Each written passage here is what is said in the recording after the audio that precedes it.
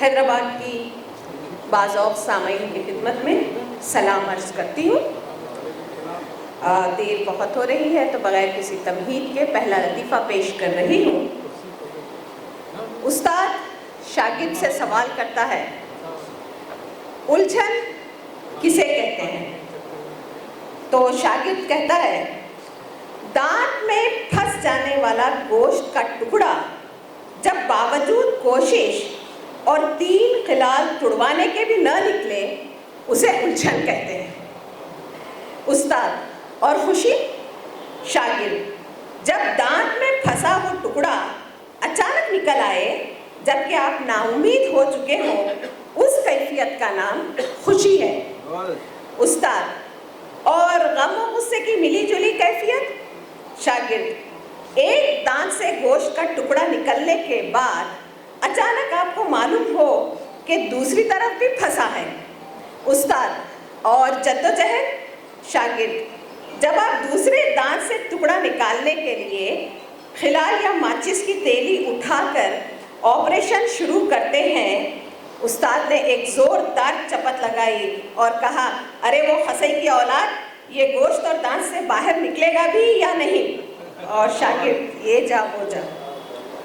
ابھی جوتوں کی بارش ہو رہی تھی، جوتوں کا لطیفہ یہاں پر آیا تھا، تو اسی تناظر میں ایک اور لطیفہ پیش کر رہی ہوں کہ مرزا غالب دوستوں کی محفل میں بیٹھے تھے اور دہلی اور لکھنؤ کی اردو میں فرق پر گفتگو جاری تھی کہ کسی نے مرزا غالب سے پوچھا، حضور میرا قلم صحیح ہے یا میری قلم؟ مرزا غالب نے کہا، عورت لکھے تو میری قلم، مرد لکھے تو میرا قلم۔ اسی طرح کسی نے پوچھا، جوتا صحیح ہے یا جوتی؟ ایک صاحب کہنے لگے، بھائی مرزا تو یہی کہیں گے کہ عورت پہنے تو جوتی اور مرد پہنے تو جوتا۔ مرزا غالب نے جواب دیا، جی نہیں، زور سے پڑے تو جوتا، آہستہ پڑے تو جوتی۔ ویسے اکثر ایک سوال مجھے بھی پریشان کرتا ہے کہ کبوتری کا مذکر کبوتر، چڑیا کا مذکر چڑا، تو پھر کوئل کا مذکر کوئلہ اور بلبل کا مذکر بلبلا کیوں نہیں ہوتا؟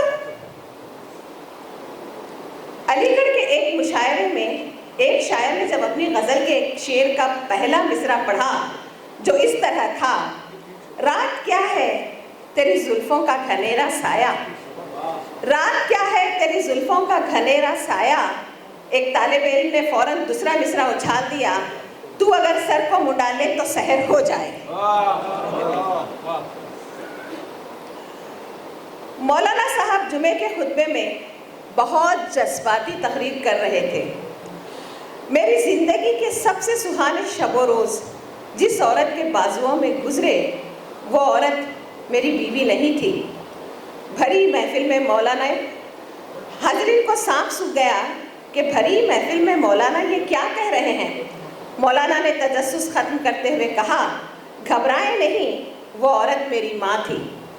ایک صاحب کو یہ بات بہت پرلطف لگی، سوچا کیوں نہ گھر جا کر اپنی بیگم کو بھی اس لطف میں شامل کر لوں۔ وہ گھر جا کر سیدھا باورچی خانے میں گئے جہاں ان کی بیگم انڈا تل رہی تھی۔ انہوں نے اپنی بیگم سے مخاطب ہو کر کہا، بیگم کیا تم جانتی ہو میری زندگی کے سب سے سہانے شب و روز جس عورت کے بازوؤں میں گزرے وہ تم نہیں تھی۔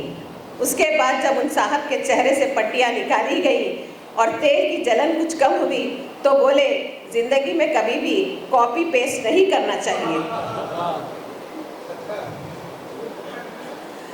کالج والی لش پش ہوتی ہے، یونیورسٹی والی زبردست ہوتی ہے، ہوٹل والی مست ہوتی ہے، آفس والی تھوڑی کڑوی ہوتی ہے، گھر والی سویٹ ہوتی ہے، 5 اسٹار والی تھوڑی سی مہنگی ہوتی ہے، لیکن ایک بات ہے، چائے آخر چائے ہوتی ہے۔ آپ کی سوچوں کو 21 توپوں کی سلامی جاتی وہی ہے جہاں جانی ہوتی ہے۔ اپنی سوچ بدلیں، کیونکہ سوچ بدلیں گے تو زمانہ بدلے گا، اکیلا مودی کیا کیا بدلے گا۔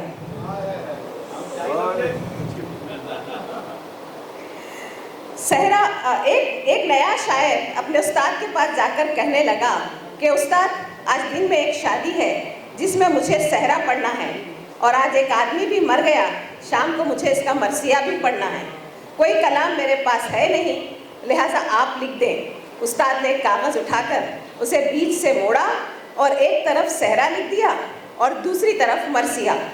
اب یہ حضرت شادی میں پہنچے اور کاغذ کو بیچ سے کھول کر صحرا پڑھنا شروع کر لیا، تو اب ایک مصرع صحرے کا اور ایک مصرع مرثیے کا پڑھنا شروع کر دیا۔ اب اشعار ملاحظہ کریں۔ اچھے میاں کا عقد ہوا ہے بہار میں، کہہ دو کسی سے پھول بچھا دے مزار میں۔ روئے زمیں پہ صحرے سے کیسی بہار ہے، اے موت جلدی آ کے تیرا انتظار ہے۔ دلہا دلہن شریف گھرانے میں ہے پلے، لائی حیات آئی خزاں لے چلی چلے۔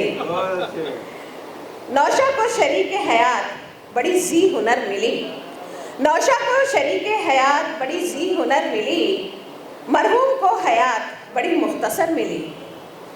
نوشہ کو تو عروج وہ رب جلیل دے، اور اس کے وارثین کو صبر جمیل دے۔ اور نام تھا اس کا ماہنور، محبت تھی اس سے بھرپور، دل اس کا وہ توڑ گئی حضور، سمجھا جسے حور نکلا وہ عبدالغفور۔ فیک آئی ڈی بنا کر کنواروں کو اطمینان بخشنے والے لڑکے بھی ایک طرح سے خدمت خلق کر رہے ہیں، ہمیں ان پر فخر ہے، لیکن ایک گزارش ہم ان سے ضرور کریں گے کہ اذان کے وقت سر پر دوپٹہ ضرور رکھ لیا کریں۔ ایک شخص ندی کے کنارے اداس بیٹھا اپنی محبوبہ کی یاد میں پانی میں پتھر مار رہا تھا۔ اچانک ایک مینڈک پانی سے باہر نکلا اور بولا، ابے او پانی میں آ، تیری اداسی اتارتا ہوں، سالا تو نے اپنے والی کی چکر میں میری والی کا سر پھوڑ دیا۔ ایک کمپیوٹر انجینئر لڑکی کو ایک لڑکے نے چھیڑ دیا۔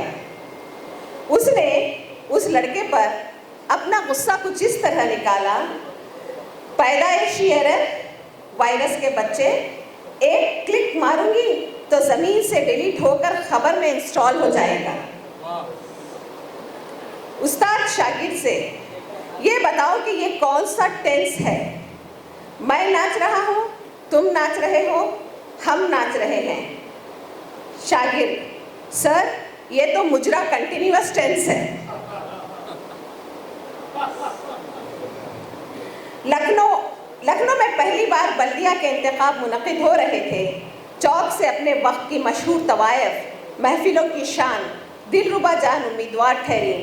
ان کے خلاف کوئی بھی امیدوار انتخاب لڑنے کے لیے تیار ہی نہیں تھا۔ ان دنوں ایک مشہور حکیم صاحب ہوا کرتے تھے، حکیم شمس الدین۔ ان کا چوک میں دواخانہ تھا اور وہ ایک مشہور حکیم تھے۔ دوستوں نے زبردستی انہیں انتخابات میں دلربا جان کے خلاف کھڑا کر دیا۔ دلربا جان کی تشہیر نے زور پکڑا، چوک میں محفلیں سجنے لگیں، مشہور رقاصاؤں کے پروگرام ہونے لگے، محفلوں میں لوگ کھچا کھچ بھرے رہتے تھے۔ وہی حکیم صاحب کے ساتھ وہ چند دوست ہی تھے جنہوں نے انہیں الیکشن میں جھونکا تھا۔ یہ دیکھ کر حکیم صاحب ناراض ہوئے کہ تم لوگوں نے پٹوا دیا مجھے، میری ہار طے ہے۔ دوستوں نے ہار نہیں مانی اور ایک نعرہ دیا، ہے ہدایت چوک کے ہر ووٹر شوقین کو، ہے ہدایت چوک کے ہر ووٹر شوقین کو، دل دیجئے دلربا کو، ووٹ شمس الدین کو۔ اس کے جواب میں دلربا جان نے نعرہ دیا، ہے ہدایت چوک کے ہر ووٹر شوقین کو، ووٹ دیجئے دلربا کو، نبض شمس الدین کو۔ حکیم صاحب کا نعرہ کامیاب ہو گیا اور وہ الیکشن جیت گئے۔ لکھنؤ کی تہذیب کے مطابق دلربا جان نے حکیم صاحب کے گھر جا کر انہیں مبارکباد دیتے ہوئے کہا، میں الیکشن ہار گئی، آپ جیت گئے، مجھے اس کا کوئی رنج نہیں ہے، لیکن آپ کی جیت سے ایک بات تو ثابت ہو گئی کہ لکھنؤ میں مرد کم اور مریض زیادہ رہتے ہیں۔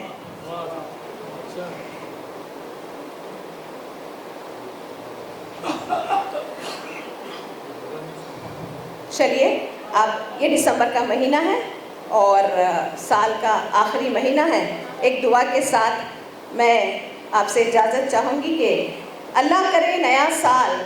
اللہ کرے نئے سال میں آپ سب کو اتنی خوشیاں ملے، اللہ کرے نئے سال میں آپ کو اتنی خوشیاں ملے، آپ مونگ پھلی چھلیں اور اس میں سے کاجو نکلے۔ بہت شکریہ، خدا حافظ۔